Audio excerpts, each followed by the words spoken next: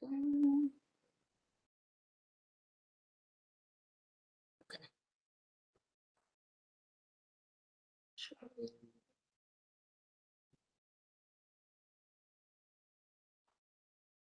Okay, thanks for coming. Is Councilwoman Van Reese here? No, it's here. I think she was going to try to make it as well, but we will get started. Thank you all for joining. I'm Amy Burke. I'm a traffic engineer and a consultant for the Nashville Department of Transportation. So I'll helping to facilitate the traffic calming program. With me, I have Hi, I'm Stephanie, and I'll also be helping taking notes and monitoring the people that are joining us virtually today. Great. So if you are joining virtually, we just ask that you mute yourself. But if you want to ask questions, we'll have a time when you can, and we will be able to hear you in the room here, or you can always put your questions in the chat box, and we will, Liz will let me know, and we can get to those questions as we go. So, all right. Well, without keeping you too long, we'll just get started then. So we're here, we're having our second meeting with Lemont Drive to talk about traffic calming. And if you were here in the first meeting or watched the video or joined online, we went through some slides about what traffic calming is. I'm going to hit on some of these early ones pretty quick, and then we can focus on the concepts and the devices that we've recommended. But our traffic calming program for NDOT really focuses on residential streets. So not large roads like Broadmoor or Gallatin Road. We're focused on residential streets and installing physical measures to slow vehicles down, slow drivers down in those residential streets over long distances so that we improve safety. So we focus on a street-by-street basis, not necessarily a whole neighborhood. We want to focus where the need is greatest and where the data has demonstrated that need to reduce the speeds. Outside of the traffic calming program, we have NDOT, all of Metro really, has a hub system which allows citizens to report maintenance issues, such as a sign being knocked down, a traffic light being out, a street light being out, or make requests such as a sidewalk request or crosswalk request, things like that. So I would encourage you, if you're not familiar with the hub, check that out at hub.Nashville.gov. That's a great place to make those issues known, and it disseminates that information to the right department, the right person to get it resolved. So the Neighborhood Street Traffic Calming Program has a very high demand. So in our last round of applications, we had requests for traffic calming on 426 streets across the county. And we have a process to evaluate which streets have the greatest need. And then we selected 24 neighborhood street projects. And Lemont was one of those selections. So how did we make that selection? We look at quite a bit of data to evaluate all the streets that have made requests, and it's based on a 100-point scale, and it's weighted based on the speed that we measured on the street versus what the posted speed limit is, crash history on the street, as well as things like walking destinations like schools and parks that are nearby the street that we would expect people to be walking to and from, and also alternate mode transportation. So lack of sidewalks is factored in there, or whether there's a bike lane on the street. So that's how we get down to our selection. The Lemont Drive was selected, and the section is between Graymont and White Oak. So right out here to the other side of Broadmoor to the south. So just to give you a little bit of data about what we've observed and measured on Lemont Drive, we measured the 85th percentile speed to be 40 miles per hour, where the posted speed limit is 25. So the 85th percentile speed is the speed that we measured 85% of the vehicles going that speed or below. which means 15% of the traffic is going above that speed of 40 miles per hour. So, that's not what we're looking for on residential streets where we want you walking and biking and using it differently. The volume of traffic is about 860 vehicles per day. So that's the combination of both directions from where we measured it. And then just, candidly, there's just an incomplete sidewalk network there. We have some sidewalk on the lot, but it's not throughout. So there's some observations on the street. Here's a map of the section of Lemont Drive we're talking about between Graymont and White Oak. And then our program, you heard me talk about the application. We are an application-based program. So those windows are open 2 times a year, usually in January and July. And based on that, we collect the data and evaluate all the streets that have requested traffic calming. From there, we do the prioritization and make the selection. This past round, which Lemont was selected, we selected 24 projects in neighborhoods, and we had a meeting 1, and that was about a month ago, I think. And then in that meeting, we presented an initial concept that we had worked on based on our engineering expertise and looking at the street and the data, and then collected some feedback from the neighborhood and those that were in attendance to the meeting. And then we went back and adjusted our plan based on that feedback. And now we're here at the second meeting to share that information with you. And then the next step after we have our finalized plan, is the balloting process. So this program wants to get feedback from the neighborhood, from the people that live and own property on the street that's affected. So we have a process that we send out ballot cards. They're similar to the postcards that we received announcing the meeting. And there'll be a QR code, and I'll go over more of that, but of the details of that later. But there's a way that everyone that owns property on the street can vote yes or no for the project. And you'll have access to view the plans as well from that postcard. And so the goal for the ballot is 66% of respondents to the poll, to the ballot. If those 66% or more are in favor, then the project would move forward. So we're looking for 66% of the people that vote. And then we move into the construction phase. So traffic calming measures that we have recommended for Lemont are speed cushion devices. And these are rubberized devices that we can assemble in different configurations on the street. But they are designed for about 20 miles per hour to travel over them. And they would be accompanied by warning signs, like those yellow warning signs that would say speed cushion, either at the device or in advance of the device.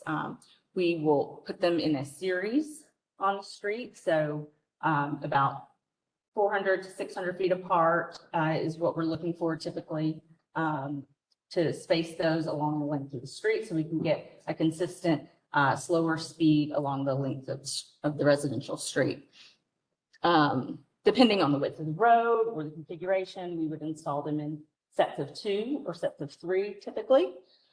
This picture shows 3. This picture here on the right shows 2 devices. And then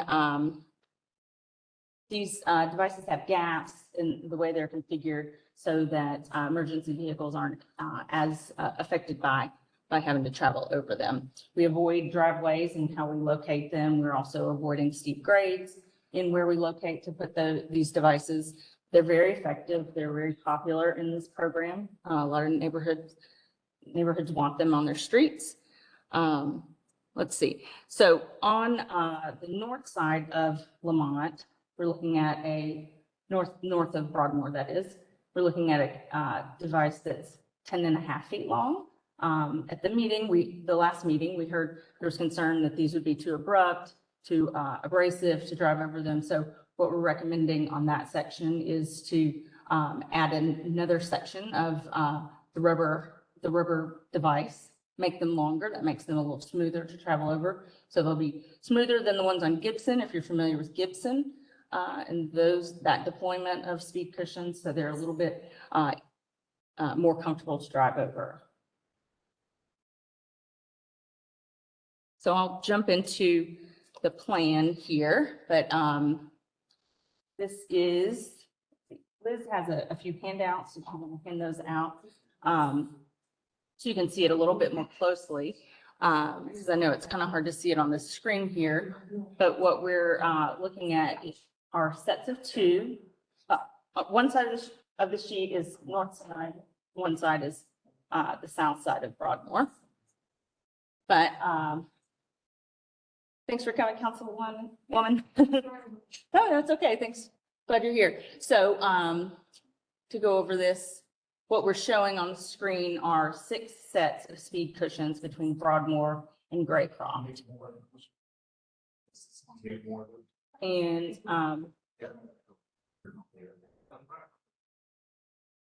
so they are spaced at about 500 feet apart. So that's right in our sweet spot. I think they're effective.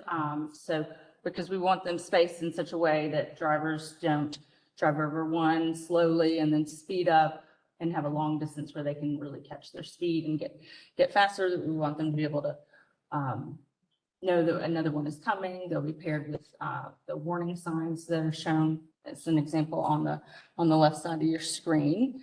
So I can read out the addresses. We kind of just identify these based on the addresses that they are near. So working from the south, around 521 and 520. So that's between Joyce and Broadmoor. And then north of Joyce, we have them near 529 and 528 on either side of the street. And then another set at 605 and 604. And then as you go through the curve at 637 and 618. And then 657 and 640, and then another one right before you get to Graycroft at 611. So that is the scenario. And like I said, from the previous meeting, we had initially thought we would do sets of 3 on this section. We heard some feedback that might take up too much of the street, where walkers with strollers and bikers might want to use that space. The width of the street is anywhere between 22 and 24 feet. So we couldn't stripe out a walking path that was discussed at the meeting, because we wouldn't want that to be less than 5 or 6 feet, and we have to preserve the width for the cars. But the goal is to slow vehicles down. So if you're using the street because there's a lack of sidewalk to walk and recreate, then vehicles should be driving slower. So that's why we went down to a set of 2. But again, these are the recommendation that we have for this section is to be 10.5 feet long, as opposed to the 7-foot long ones that are on Gibson. So these are going to be a little bit smoother, but still effective. So when we're thinking about the spacing on the street, each cushion is 6 feet. What's the distance in between each cushion? Sorry, I got ahead of you. Yep. I forgot that I had this slide in here, so thank you for bringing that up. And you can't read it, but I'll read it to you. So the width of a cushion is 6 feet wide. The street is somewhere between 22 and 24 feet wide. We would want them to be about 4 feet wide between them, so that vehicles can't drive between them and avoid them altogether, in speed. So and then you have about 3 to 4 feet on either side. That's helpful. Thank you. You're welcome.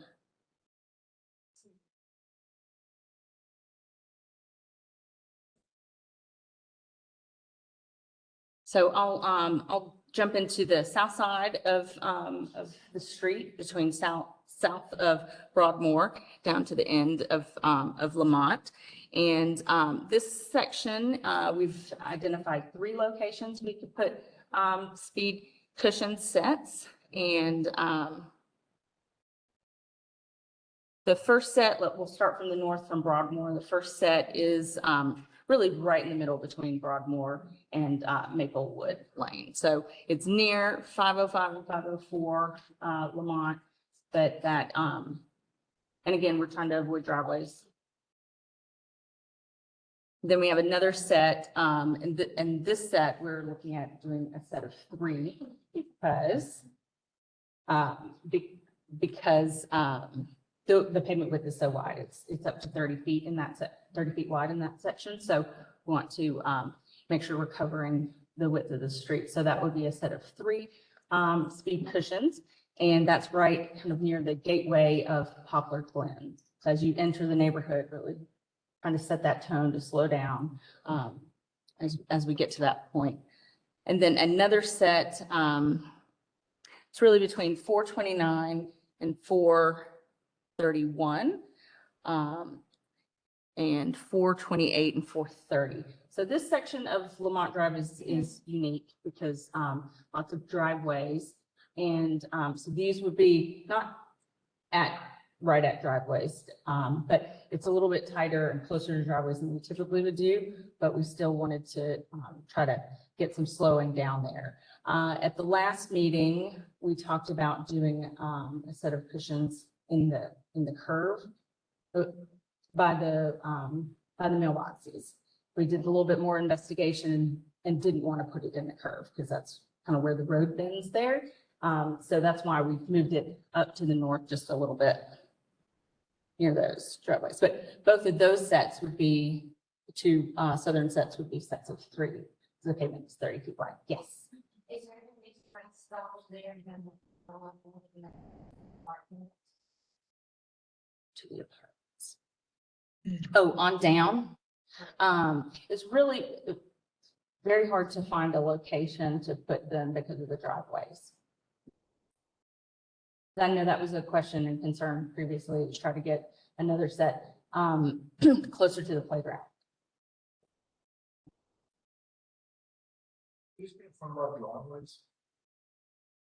In front of your driveways? No, there won't be directly in front of driveways, no.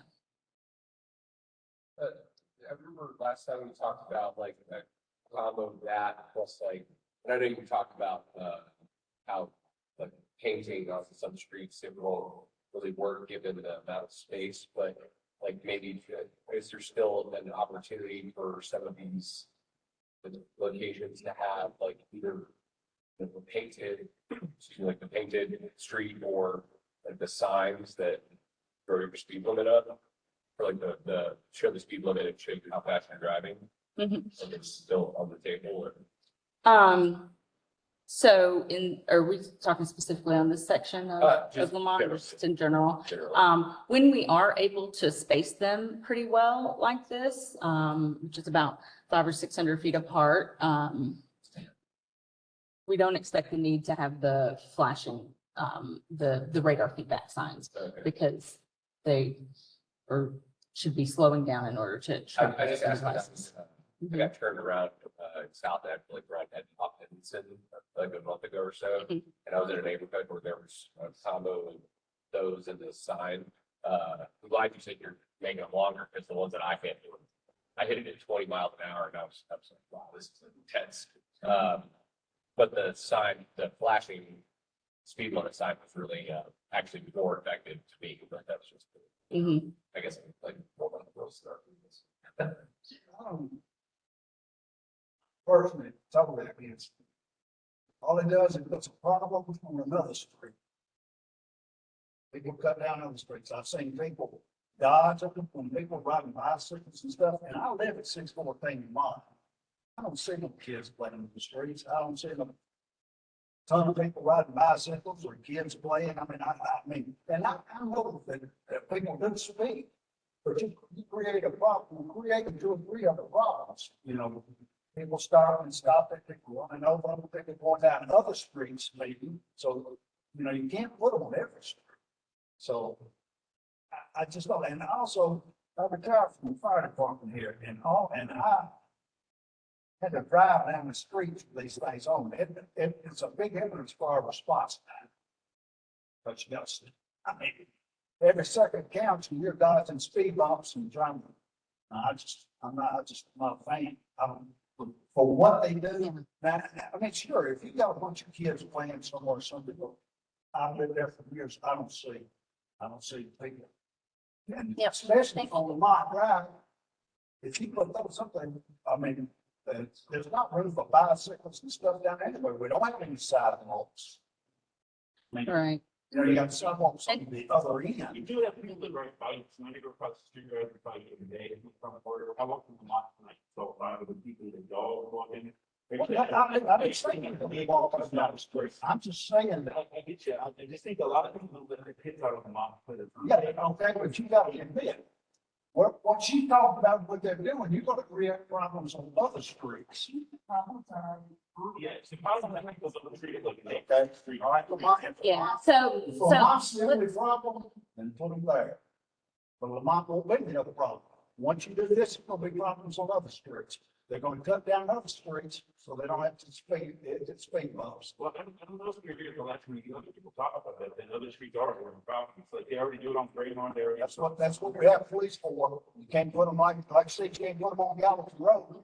You can't put them on Broadway. I mean. well, so, but one of the great things about these is they're there 24 hours a day, 7 days a week. So they are physically slowing vehicles and drivers down on these residential streets where police can't monitor all of the residential streets that, where people have a concern. And I understand your hesitation or dislike of the plan and the devices. And that's why we do have this ballot, that we allow, everyone that lives on the street or owns property on the street will have an opportunity to vote. And we go by that. So if enough folks don't want these devices installed, then we would come up with something that would be less intrusive, that would not be physical measures in the street, but might be signage and markings.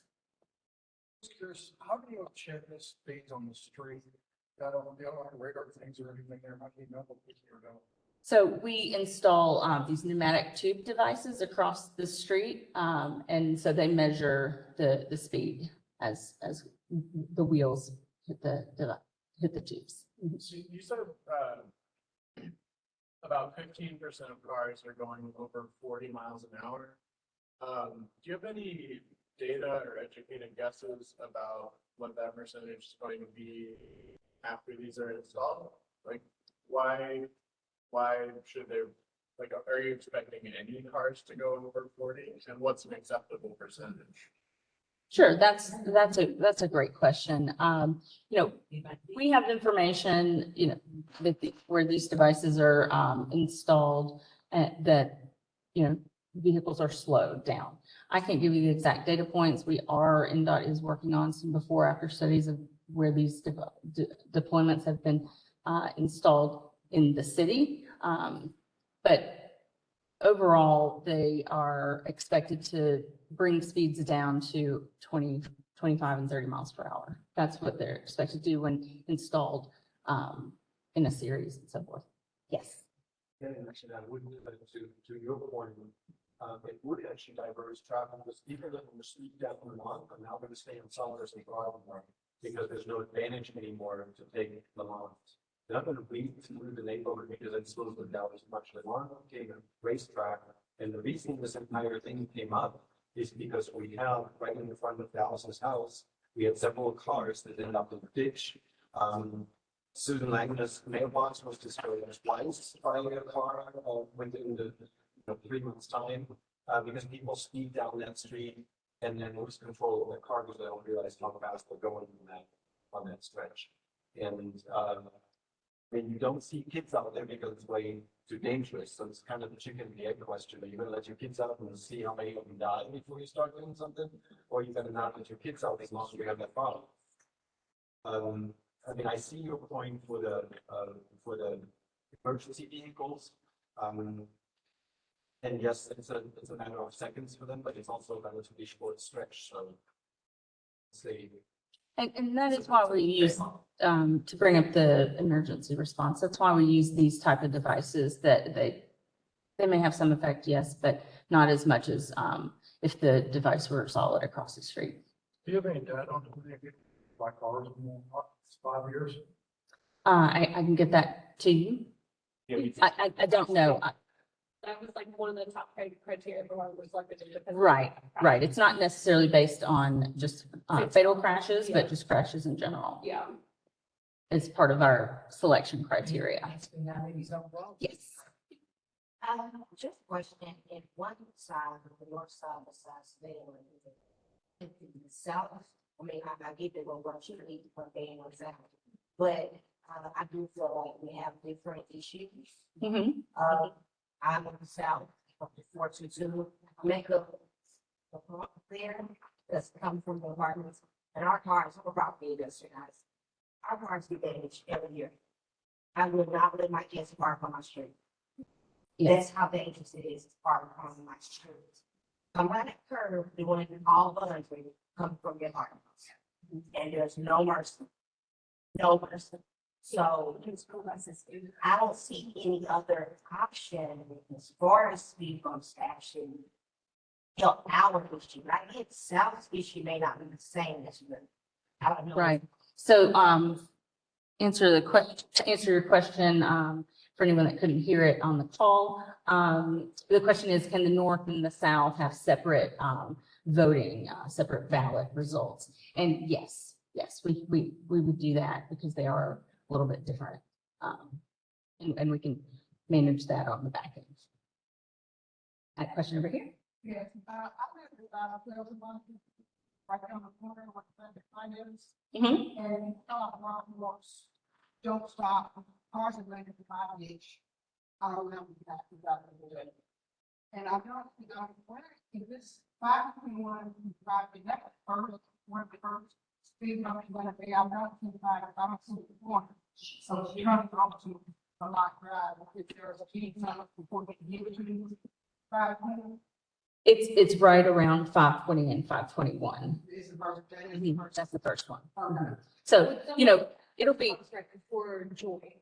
Okay. Yeah, so it'll be like two houses down from you. right. And there'll be one in between the house and the stop sign, or not the stop sign, sorry, Joyce right there.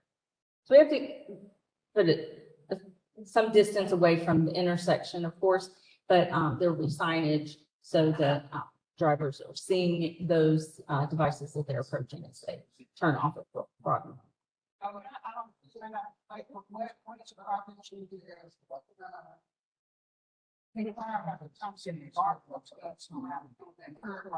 So I would put that into the hub Nashville, hub.nashville.gov and make that request. And it would go to the right department within NDOT and to determine if that's needed.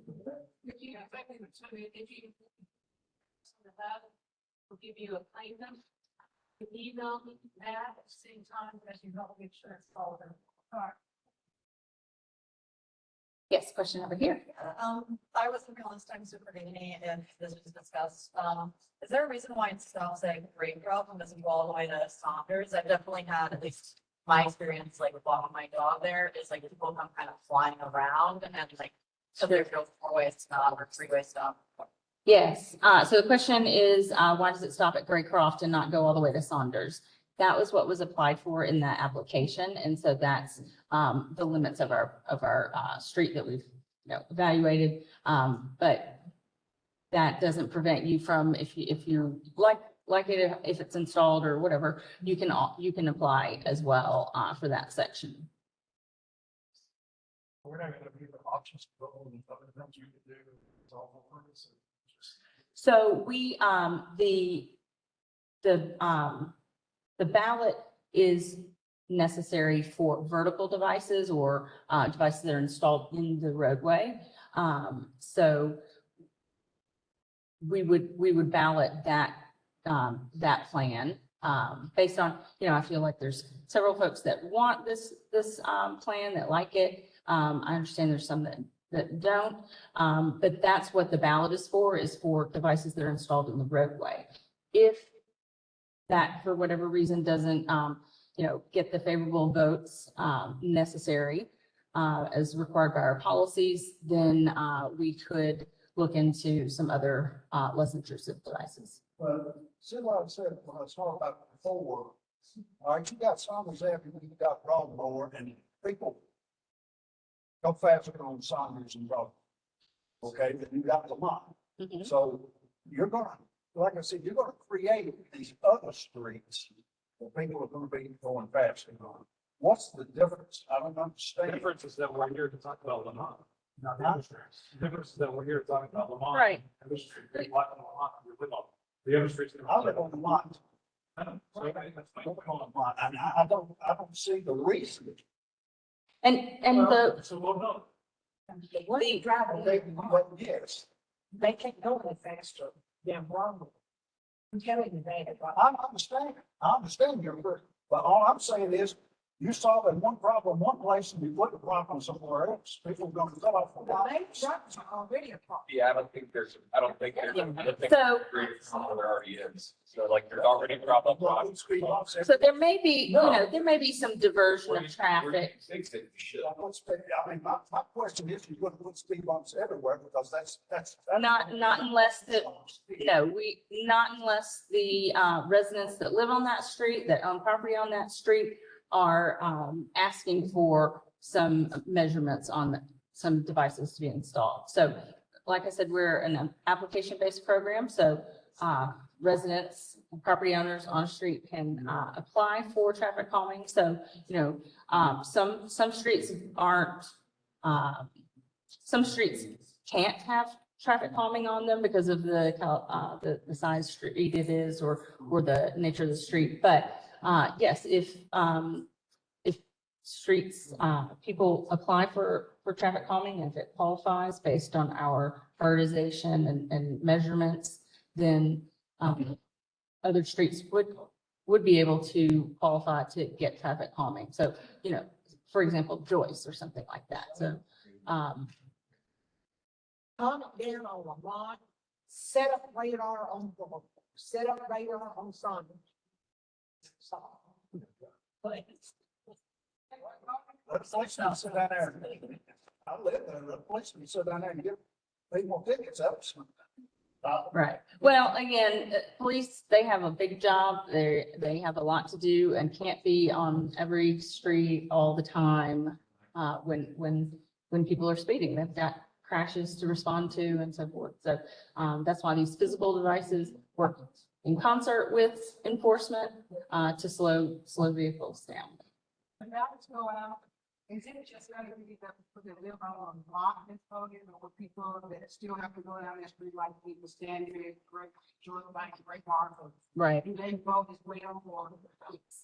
So the question is about the balancing, and I have a slide up about the balancing. The balancing is the people that are eligible to vote are those property owners along the affected street that have property that abuts the affected street. So, if you have a corner lot and maybe your address is Joyce, but you have frontage on Lemont, that property would be allowed to vote, but not all the streets that feed into Lemont. Just the property owners on that street. See what else about the balancing. So again, it's 66% majority of those that respond to the ballot, and the ballots are mailed, like the postcards that you got. The ballots are mailed to the property owner addresses for that length for the street. So here's the eligible properties on the north side of Lemont. So there's 53 eligible properties. And on the south side is 51 eligible properties. So I'll go back. Again, so it's the postcard that similar to what you got about the meeting, but it's a lot more information. It has a link and access to the plans that will be posted on NDOT's website. So you can review the plans when you get that before you vote. You'll be able to vote yes or no. Property owners will vote yes or no. And it's a 6-week window. So then we have a start and an end time. So we can move this project along instead of letting it drag out too long. So it's a 6-week window, so there'll be a date on the card. So that's sort of the beginning of the vote. And then it'll close and we'll, review the results, make some verifications on the votes, and get back with you as our contact and councilwoman about the results of the vote and the next steps. The postcards will have a unique ID that matches with every property address that's eligible to vote. So that's how we kind of make sure that we don't have multiple votes and so forth. How long is the So the question is how long till the ballot goes out from this meeting? I would say it's about 4 weeks. We have a question from the chat asking if approved, how long will the installation process? So then if it's approved, the installation process is about 4 months. Let's see if I have that on here. Yes, next steps. So after the online ballot, we would send those out in about 4 weeks. We're moving forward after this meeting, and then that would be a 6-week window for the balloting period. And so you as neighborhood that, make sure you talk to your neighbors and get them to vote, get out the vote. And then from there, we would move into ordering materials if we get enough favorable votes for the project, and we would order the materials. That takes about 8 weeks. And then we would move into the installation, which is about 8 weeks. It's about 4 months after it closes. These are goals. There's, obviously weather, things that we deal with in the construction world. So, that's why we try to give a range, but 3 to 5 months is what we're hoping. Amy, installation, is it a pretty quick process? Like how long does it take? Yeah, great question. For these devices, yes, it's pretty quick. And another reason why we really like them, because it doesn't take that long, about a week to install this size project, I would estimate. And again, we would coordinate with the signs to install the warning signs with the devices as well. And then the other thing about these rubberized devices, they're drilled into the pavement. And so if a street is on the paving schedule, it needs to be paved. What the contractor does is, take them up, store them during the paving period, whenever that comes up, and then can reinstall those same devices. Yes. Just a question about the material. So like if it, like in the winter time, if it snows or freezes or something like that, do these things collect ice to get slippery? Is it like an issue with safety, like driving over it? If someone does drive over it at a certain speed and it hits it, will it, there a possibility that the ice will Dislodge them? Yeah.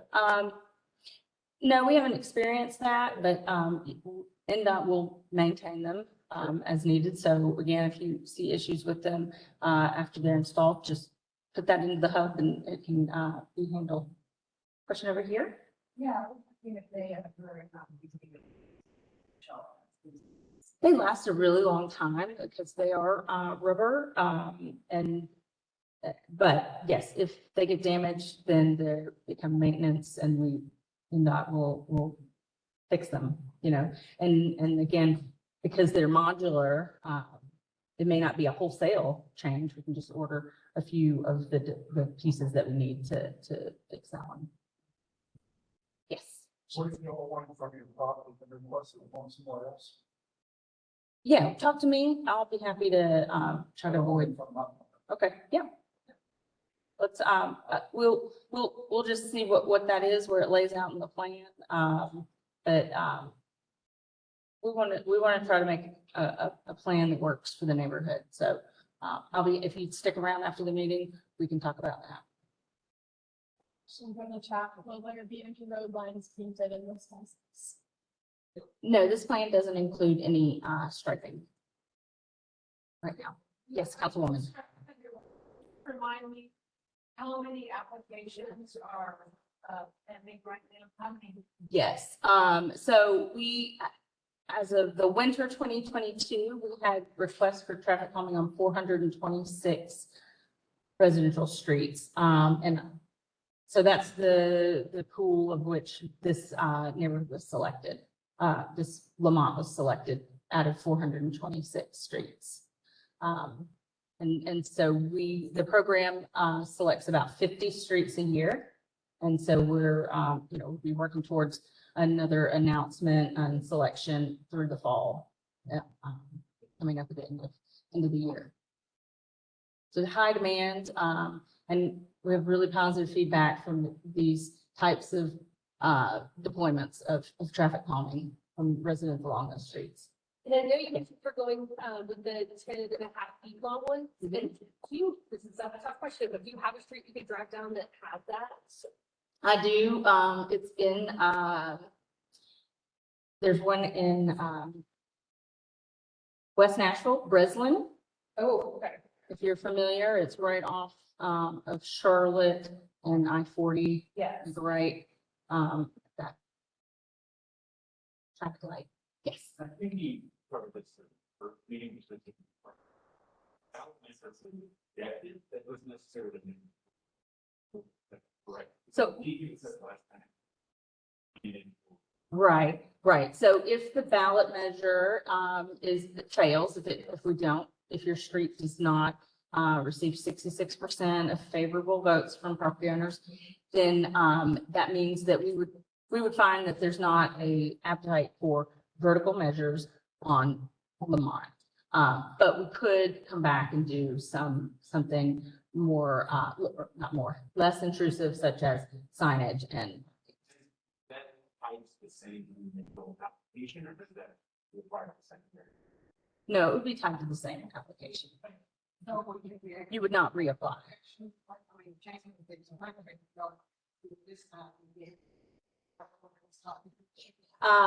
Say that again. I said, so when you just said we can definitely.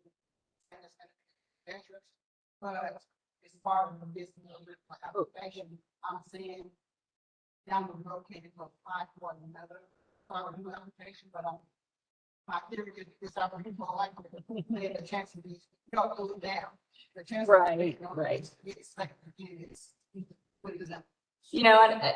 That hasn't really come up. So the question is, if the ballot fails, would you be able to reapply and be reselected? I'm not sure. I think probably not, because we would have recently done a ballot and learned that there wasn't enough support for the project.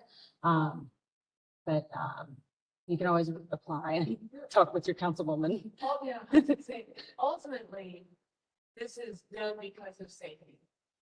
So the reason that we want to get property owners to either buy in or tell us not to buy in on the road and ground road makers, is because it does affect your daily drive. But ultimately, we're dedicated to make sure that we make it safer. So if for some reason there are not enough votes to put in the things on the road, then we will look at other ways to try to make the road safer. If they don't work and there's another crash or there's another whatever, then if whoever is the council member at that time, can petition the opportunity to reapply. I would think that I don't want to pass on the situation and force that. And so I respect property owners' rights to be able to have a vote on this. But for the sheer reason of safety, and because there are so many other neighborhoods begging for this opportunity, that it is inappropriate to skate out. Thank you, Councilwoman. We're gonna need that other than this. And I- question for you, sir, she's able to work with you to not have it like close to your property line. Does that make you a little bit more interested in the possibility of this? So, So right now, if you have a speed cushion right by your property. If she's able to move it so it's not close to your property, would that make you more interested in something like this? no, Okay, I'm not favorable. okay, just wanted to clarify. And finally, you want to speed up, running, slow down. All these things that are pointing, I don't want to hate them. I don't even go down the road with them. I'm on the street. I hate it. But I would be in favor of doing something else to slow traffic down, like the curb line, she's talking about road. So this is hard on cars, hard on you. You got some coffee, and it's gonna be all over, it's gonna be all over your car. I mean, we just saying that down over, they're down the roads down there, they're terrible. I hate it. I don't know. Will you do me a favor and drive down Breslin? and see I'm what you sorry? think? Drive down Breslin and see what you think of them in West Nashville, because they've got the 10 wide ones, which you put in place specifically because you called out the aggressiveness of the bump, and I think that maybe that could be something that's a little bit smoother. Hopefully, it's not a copy of the cure. How much you been talking about? So, let me pull that slide back up. So, Right, right. Yeah.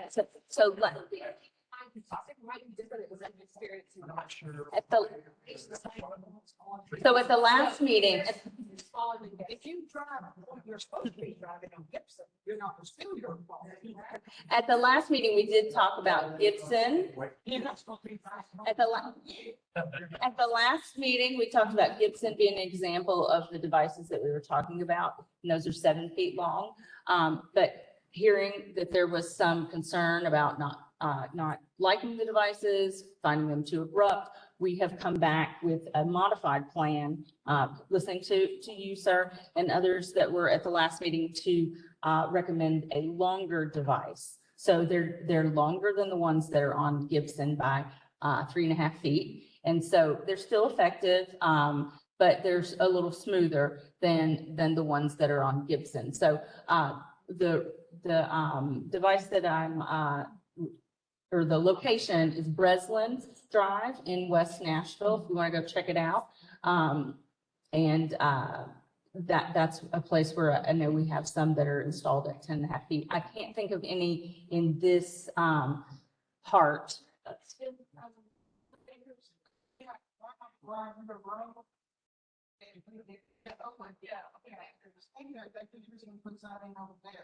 These different ones behind Kmart's over there where the mats over behind Kmart's, are these different from those? Because they got- Behind Kmart. That's on Gibson, right? Yeah. Yes. Yeah. So these are a little different than the ones on Gibson that is behind the. They're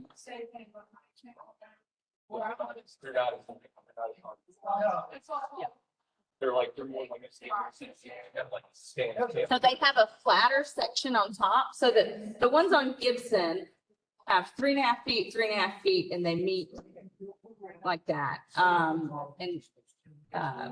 Liz has a picture, but the ones we're talking about have a flat section in the middle, so that makes them smoother.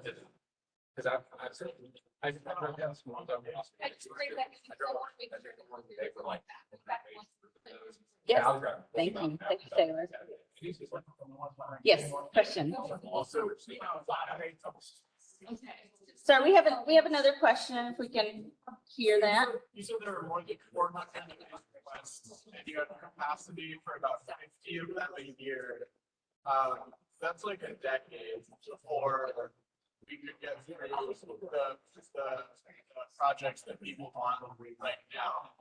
Right. This might be a question more for Councilman Manning, but is anything being done to speed up that process to get it to be spots? You know, Well, on the road faster than 6 months. Metro Council has funded this program over the last 2 years really well, and that's why we've been able to move up to 50 a year. It was 8. So we're moving faster now. Sure, you would have to speak with her or someone, but not all streets, lots of streets may want traffic calming, it might not be appropriate. So that might play into the 426. Yes, sir. And you said there's a request to put them on a lot of the streets. Well, there's, the thing of it is, you gotta think about this. If we keep putting this in street after street, it's not enough to stop 50,000 red lights. Now, we're gonna have to stop in the future. We'll be driving up We're- down streets. We're really looking at we're looking at safety. That's We, terrible to be here. we are, not if you drive the speed that they're designed for, they're not, meant to be, affecting the vehicles. But what we're looking at is safety. We're trying to slow vehicles down to avoid crashes and make people feel safe on their residential streets. Whatever you want, there's still gonna be problems with safety regardless of the speed. 50,000 streets. That's one. And the reason was that we weren't chosen just like luck of the draw, like because they like anyone on the application, we were chosen because of the data, because of the speed, because of Something you don't want. because of stuff. So there is a logical reason behind it. So, and, your opinion is, heard, and that's how you will, demonstrate that is through the ballot and the vote. And we will work towards a safer Lemont Drive based on the results of that. It may be to implement these speed cushions, like on this plan, or if that fails through the ballot, then some other measures to change it. But, I'm not sure that we're going to come to any, resolution or changing your minds about the speed cushions, but I would highly encourage you to drive over the ones on Breslin and try those out. They are smoother. Breslin, BRESSLYN. I've dressed up as the over on Breslin. I've been over there on the road. They're super easy. You can pull a trailer over the top of them. My concrete contractor as well. They're really easy on your vehicle. I drive a 4-wheel drive truck, but I also have a motorcycle, and these are easy to ride a motorcycle on as well. In my neighborhood in Mount Juliet, I don't have a dog in this stuff. In my neighborhood in Mount Juliet, they put 3 asphalt short run speed bumps in our neighborhood because I cannot ride my motorcycle down it because the rides, high center and crash. Yeah. So these are great alternatives and they don't affect your drivability. They just don't. They're easy to Thank you, drive. Pastor Joe. They're easy to take care of too. So I don't have a dog in this company. That's my experience. Thank you for, and we don't, NDOT does not do those asphalt bumps anywhere. Bumps are meant for parking lots and not on our public streets. Yes, we have a question. I just want to say that I appreciate the opportunity to be able to have a discussion. We've lived on Lemont for years. And one of the things that has left and developed a imprint in my mind is when someone was driving very fast, like immediately driving, and actually hit someone's house. And it was a blessing that those people did not get hurt, because I have a coworker whose mother was killed because of feet that ran right into her house. So I appreciate that. Thank you for your input. All right, well, I don't want to keep everyone here all evening. If you have any other questions, I'll be happy to answer them.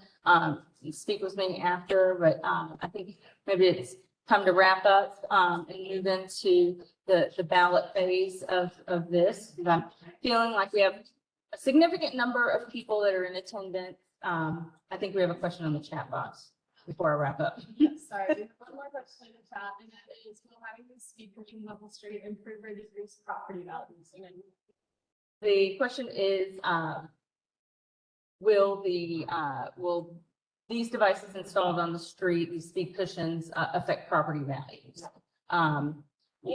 We don't have any specific data, but they are installed in neighborhoods all across the city. So, and I don't think that that's been a factor. I'd be more likely to buy it in a neighborhood where I felt like I could live. Okay, so like I said, I'm feeling like we have a pretty good contingent of folks that are in favor of the plan, want to move forward with the balloting process. And so I think we will move in that direction. And I would love to speak with you after, sir, to talk about location of the devices. But in general, we're saying, yes, we'd like to move forward with the plan of speed cushions on Lemont. So that's what we'll move forward with. And so again, it's property owners get the opportunity to vote. So those cards will go to the property owner addresses, maybe, you know, those who live at the house or in a different state if they're an out-of-state property owner. And it's online. There's a form to fill out and you can vote yes or no for the plan. Great. Yes, so if it's a rental unit, the vote, the ballot card would go to whoever owns that property and that property address that we have on file with Metro property records. And it is one vote per address. And that's why we have the unique ID that'll be on the card. So you need your card in order to vote because that gives you access to the form that you fill out to the ballot, and you need that unique ID to plug in to the vote. Thank you. Yes, Yeah. thank you. Okay, so just final question just for me, is there a way that people who don't necessarily live on the lot but are affected by it, like they could like express like at least support for the plan if not vote, you know, or, you know, reach out to someone? I'm not sure how we would capture that. And I don't know if I want to volunteer Taylor, but if you want to contact Taylor has been our lead. We're at awareness about the balloting process. We do want this to be fair for them and give everyone a fair shot to have like. Yeah. Great. Yeah, sure. All right. So expect cards in the mail in about 4 weeks. Great. Thank you. Before everybody leaves, I have a couple of things that I'd like to say. One, if anybody's interested in getting free irises, 4449, Great Mart, that's Tommy Cole's. He just pulled out a bunch and told me that anybody